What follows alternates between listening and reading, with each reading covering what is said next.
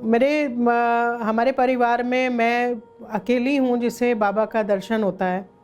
तो जो सदस्य हैं, मेरे पति और मेरे बच्चे, उनके मन में मुझे हमेशा एक मन में दुख रहता था और मैं बाबा से कहती भी थी कि बाबा, सिर्फ मैं आपका दर्शन कर पाती हूँ, तो इनका भी मन करता है कि ये भी आपका दर्शन करें। तो मेरी बेटी जो है छोटी, वो भी कहती थी, मम्मी बाबा कैसे दिखते हैं या बाबा कैसे लगते हैं, तुम कैसे देख पाती हो बाबा को, तुम कैसे बाबा से बात करती हो। तो वो मेरे से पूछती रहती थी सवाल, और बड़ी वाली बिटिया भी मेरी पूछती रहती थी कि मम्मी बाबा कैसे लगते हैं। तो मैं उनको बताती थी, लेकिन मैं बाबा से हर क्षण मेरी एक ही प्रार्थना रहती थी कि बाबा, ये भी आपके भक्त हैं, आप कहते हो कि ये आपके भक्त हैं, तो एक दर्शन एक बार आप इनके सामने भी आओ और इनको एहसास कराओ कि भगवान का दर्शन कैसा होता है। तो बाबा की कृपा से 2015 में हम लोग शिरडी जाने का हमने बनाया प्रोग्राम। तो उसमें मैं, मेरे पति और ये मेरी बेटी बड़ी वाली और मेरी छोटी वाली बेटी, हम लोग चारों, और मेरे हस्बैंड आईटीसी में जॉब करते हैं। तो उनके एचआर हेड जो हैं, उन्होंने भी कहा कि वो मुझे बहुत मानती हैं, भाभी माँ बोलती हैं, कहती भाभी मैं भी आपके साथ चलूँगी। उनको कोई बच्चा नहीं था तब तक और बहुत परेशान होती थी, और उनका एक विश्वास था कि यहाँ हमारे घर में आती थी कि बाबा ज़रूर मेरी इच्छा एक दिन पूरी करेंगे। तो ऐसे ही वो आई एक दिन मिलने के लिए। तो मैंने कहा रेणु दीदी आप हमारे साथ शिरडी चलो। कहती भाभी अचानक? तो मैंने कहा नहीं, मुझे अंदर से इस बार हो रहा है कि आप चलो हमारे साथ। तो जैसे ही वो फ़्लाइट जिसमें हम जाने वाले थे उसमें देखा तो उसमें एक ही सीट खाली थी बस। तो हमने उनका टिकट कराया और उनको लेके हम जाने का हमने प्रोग्राम बनाया। जब हम जाने वाले थे उससे पहले बाबा ने मुझे दर्शन दिया और बाबा ने कहा कि मैं इस बार तुम्हारी इच्छा पूरी करूँगा और मैं सबको दर्शन दूँगा शिरडी में। मैंने ये बात जब अगले दिन सबको बताई तो हमारी जो शिरडी जाने की जो एक उमंग थी वो दुगनी हो गई, और ये हो गया कि हम सबको बाबा का इस बार दर्शन होने वाला है। तो बाबा ने कहा कि मैं तुम्हें इस बार 3 बार दर्शन दूंगा, और कुछ परेशान मत होना, कोई वहाँ पे शोर मत करना। मैं सामने से तुम्हें आऊँगा और सामने से तुम्हें दर्शन दूंगा, लेकिन कोई शोर नहीं करना, क्योंकि शिरडी में सब मेरे भक्त आते हैं। तो तुम बिल्कुल शांत हृदय से दर्शन करना, और जो तुम्हारे मन में है मुझे पता है सब। तो हम शिरडी गए, और हम जिस होटल में ठहरते हैं, हम साईं तुलसी में ठहरते हैं शिरडी में, जो समाधि मंदिर के बहुत पास है। और वहाँ पे भी जो मैनेजर हैं अशोक जी, वो बहुत मेरे भाई हैं, मेरे बेटे हैं, मुझे खुद नहीं मालूम। वो मुझे दीदी भी बोलते हैं, वो मुझे माँ भी बोलते हैं। वो बहुत प्यारा रिश्ता है हमारा, बहुत सुंदर। बहुत बाबा के भक्त हैं वो, बहुत बहुत बाबा की भक्ति करते हैं वो। तो वहाँ पे हम लोग ठहरे। तो अगले दिन जैसे ही हम लोग सुबह तैयार होकर समाधि दर्शन के लिए बाबा के लिए निकले, तो एकदम द्वार पे ही बिल्कुल एकदम जैसे बाबा का ही स्वरूप सामने आके खड़े हो गए, और उनके हाथ में पीले रंग के वस्त्र उन्होंने पहले हुए थे, और हाथ में उनके थाली थी जिसमें चंदन, तो वो चंदन का टीका उन्होंने हम सबको लगाया। और मुझे एकदम बाबा ने मैसेज दिया कि ये मैंने देखो तुम्हें पहली बार दर्शन दे दिया। तो सब ने बाबा के पैर छुए, बहुत अच्छे से बाबा का दर्शन हुआ। तो मेरे एक मित्र हैं वहाँ पे, लंदन में रहते हैं वो, तो उनके माता पिता की ये थी कुछ तिथि थी कोई। तो उन्होंने कहा कि दीदी आप हमारी तरफ से शिरडी में वस्त्र दान कर देना। तो मैंने धोती और एक अंगोछा, सब 9 अंगोछा और 9 धोती का पैकेट बनाए, और मैंने वो 8 लोगों को दे दिया। और 8 लोगों को देने के बाद मैंने बाबा से ऐसे ही मैं अंतर से करने लगी। मैंने कहा बाबा, हमने जब भी दान दिया आपने किसी न किसी रूप में वो दान स्वीकार करा, तो आज भी हमें वो एहसास कराओ कि आपने दान वो स्वीकार किया। और वो हम लोग द्वारका माई के पास जैसे ही पहुँचे तो अंदर से पता नहीं मुझे एकदम से ऐसा हुआ कि नहीं, मुझे ये दूसरी तरफ जाना चाहिए जिधर हम नॉर्मली जाते हैं। तो वहाँ थोड़ा सा ये जहाँ रेस्टोरेंट है उनके सामने नीचे से जाके एक रास्ता है। तो जैसे ही हम नीचे जाके गए तो एक पेड़ के नीचे कोने में एकदम हमने देखा सफ़ेद वस्त्रों में बाबा बैठे हुए थे। उन्हें जैसे ही हमने वो धोती और अंगोछा दिया, उन्होंने एकदम से जिस तरह से हमें आशीर्वाद दिया, मैंने एकदम बोला उनको बाबा। तो उन्होंने कहा कि हाँ। तो वो एकदम से वो बाबा का दूसरा दिव्य दर्शन था, बिल्कुल वही रूप, बहुत ही सुंदर रूप। मतलब वो जो रूप है वो शब्दों में बयान करना बहुत मुश्किल होता है। बस दिव्य रूप कहने का मतलब ये है कि वो साक्षात भगवान का दर्शन होता है। अब हम लोग शिरडी से जब अगले दिन हम लोग चलने वाले थे तो हम लोग गुरुस्थान पे बैठे हुए थे और मेरे हस्बैंड और बच्चे सब परिक्रमा कर रहे थे। मैं बाहर, आरती चल रही थी उस समय, तो ये लोग परिक्रमा कर रहे थे। तो मैंने वैसे ही बाबा से, मेरे आंसू आ गए कि कल हम चले जाएंगे। तो मैंने बाबा को बोला कि बाबा आपने हमें दर्शन तो दिया नहीं, हम तो कल चले जाएंगे, आपने कहा था सबको दर्शन दूंगा। तो एकदम से मुझे बाबा की आवाज़ सुनाई दी। बाबा ने कहा सामने देख, मैं आ तो रहा हूँ। और जैसे ही मैंने दृष्टि उठाई तो बिल्कुल बाबा जैसे पत्थर पे बैठे हुए जो बाबा का रूप है वो एकदम साक्षात वो सामने से चल के आ रहे थे। वो आए और आके उन्होंने ये नीम वृक्ष की परिक्रमा करनी शुरू करी। तो मैंने एकदम अपने हस्बैंड की तरफ इशारा करा कि बाबा देखो बाबा। तो ये एकदम समझे और इन्होंने एकदम से बिल्कुल पलट के बाबा को जैसे ही प्रणाम किया तो बाबा ने इनको इशारा किया चलने के लिए और बाबा आगे चलने लगे। ये बाबा के पीछे चल रहे थे तो अचानक से एक नीम की पत्ती ऊपर से गिरी। तो बाबा ने उठाई वो नीम की पत्ती और बिना इनको देखे पीछे दी, क्योंकि उनको पता था कि मेरे पीछे यही चलता हुआ आ रहा है। जब आरती ख़त्म हुई तो एकदम से मैंने छोटी वाली बेटी को, जब सब ख़त्म हो गया आरती वगैरह, तो मैंने छोटी वाली बेटी से कहा कि जाओ बाबा को आशीर्वाद लो, देखो बाबा सामने। तो ये छोटी वाली बेटी, बड़ी वाली और रेनू दीदी और मेरे हस्बैंड, ये लोग सब बाबा की तरफ बढ़े आशीर्वाद लेने के लिए।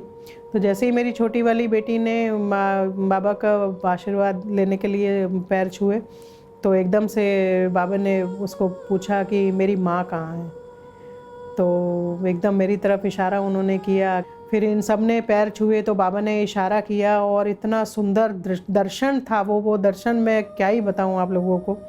और फिर वो बाबा हमें, जिधर ये डोनेशन रूम है उधर एकांत में जाके बाबा बैठ गए और हम चारों को वहाँ पे बैठा लिया उन्होंने अपने चारों तरफ। और इतने लोग आ रहे थे जा रहे थे, लेकिन किसी की भी दृष्टि में शायद बाबा नहीं आ रहे थे, क्योंकि कोई भी उनको देख ही नहीं पा रहा था बिल्कुल भी।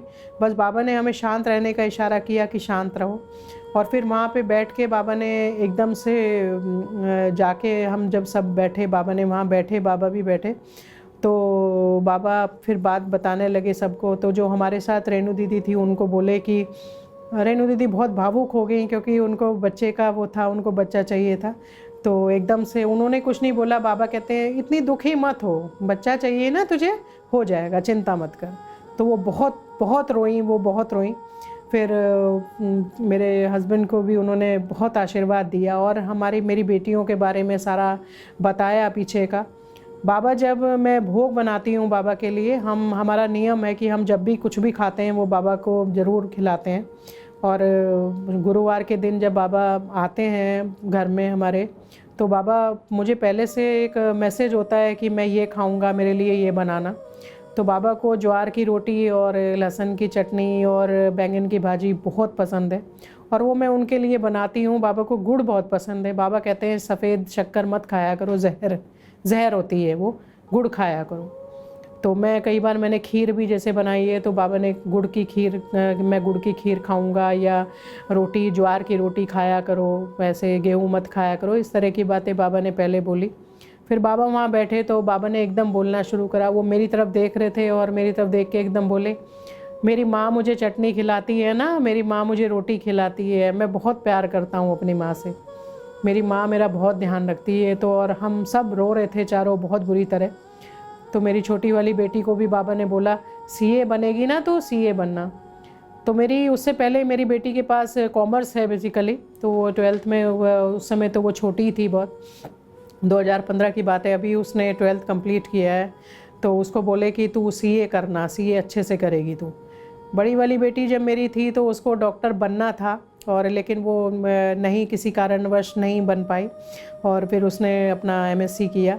तो बाबा ने कहा डॉक्टर बनना था ना तुझे, कोई बात नहीं, नहीं बन पाई तो आगे बहुत अच्छा करेगी, चिंता मत करो, मैं हूँ ना तुम्हारे साथ। इस तरह से बाबा ने बातें करी और सब हम चारों रोए जा रहे थे, सामने बैठे हैं बाबा।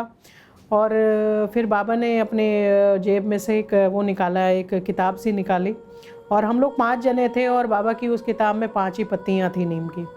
वो एक एक नीम की पत्ती बाबा ने हम 5 को दी और फिर एकदम से कुछ बोलने लगे। और मेरे हस्बैंड बराबर यही सोच रहे कि जब बाबा जाएंगे तो मैं इनको अगर क्या दक्षिणा दूंगा, मैं क्या दक्षिणा दूं बाबा को, ऐसा सोच ही रहे थे। तो बाबा ने अचानक से मेरे हस्बैंड से कहा तो मुझे 303 रुपये दक्षिणा दे। तो ये एकदम परेशान, और इन्हें ये वो हो गए कि ये 303 रुपये क्या है, ये क्या 303 रुपये का ये फिगर कहाँ से आई। बहुत ही हम गुरुजन को या तो 1100, 2100, 5100 ऐसे हम हमेशा देते हैं। 303 रुपये तो बहुत ही एक अलग फिगर है। इन्होंने 303 रुपये दिए, और बाबा ने हमारे साथ बहुत प्यारी प्यारी बातें करी, हमें बहुत आशीर्वाद दिया। सबसे सुंदर आशीर्वाद रेणु दीदी को दिया और उन्हें बच्चे का। और हम लोग जब गए थे उनसे, बाबा ने जब आशीर्वाद दिया उसके ठीक 9 महीने बाद और 9th मंथ में ही दशहरे के दिन उनके बेटा हुआ था। मैं आप लोगों को बताना चाहती हूँ, और वो बहुत खुश हैं आज की तारीख में। बेटा बहुत प्यारा है उनका, और वो उसको साईं प्रसाद ही बोलती हैं कि बाबा ने अगर उस दिन नहीं बोला होता तो शायद ये मेरा बच्चा।